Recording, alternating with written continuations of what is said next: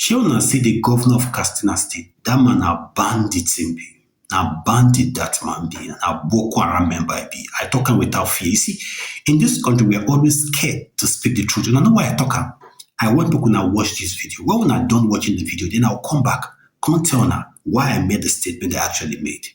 GCON, the Deputy Speaker, Right Honorable Ben Okezekalu, the leadership of the National Assembly, the Attorney General of the Federation, all senior government officials, and the country director of the World Bank.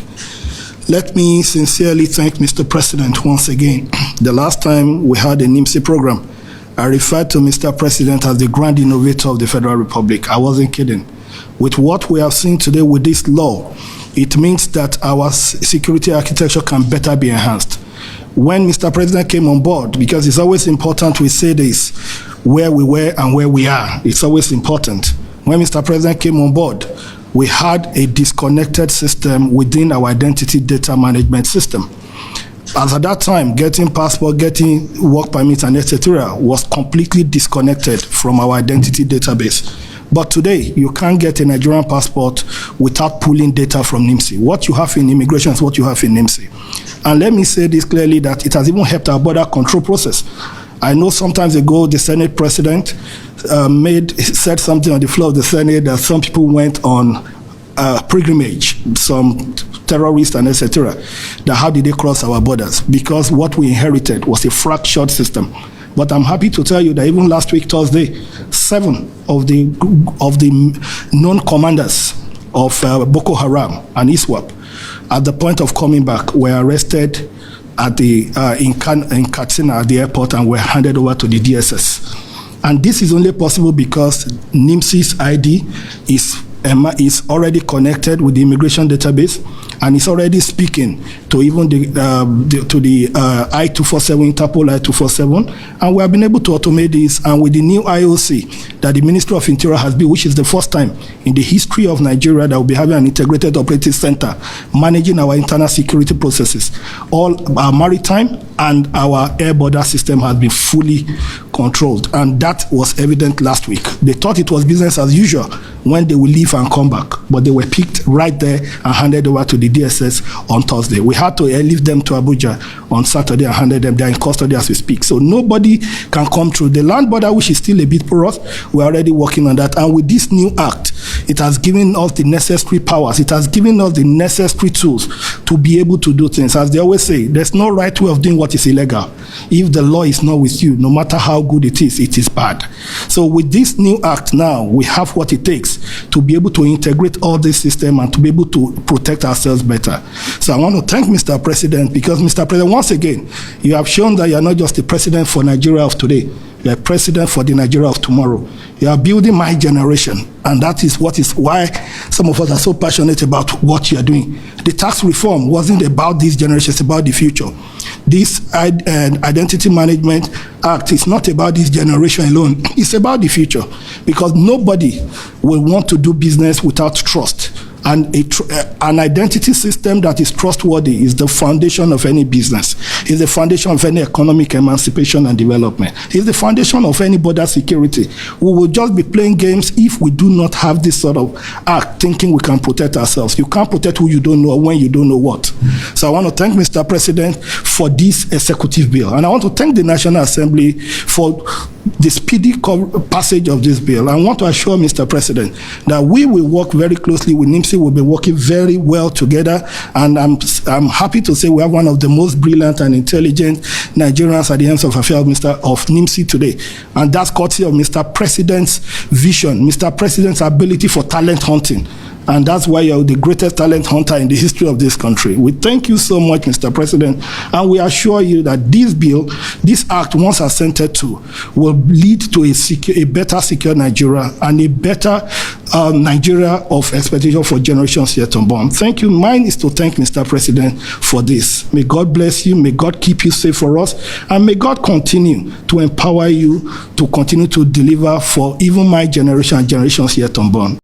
Sheila don't watch the video. You see, when one doctor came outside about a week ago, I made the video, it's about 4 days ago, I made a video when he accused the government of Katsina State for sponsoring bandits, leaders to Hajj pilgrimage in Saudi Arabia when he said that you believe that the government of Katsina State came outside to deny it that they never sponsored anybody to Saudi Arabia.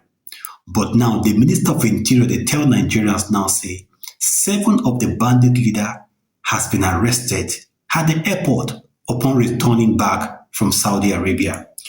You see, most of the leaders in the northern part of this country, they love terrorism, they love banditry. That is why I'm telling you, whosoever tend to say in the rule Nigeria, the person cannot succeed.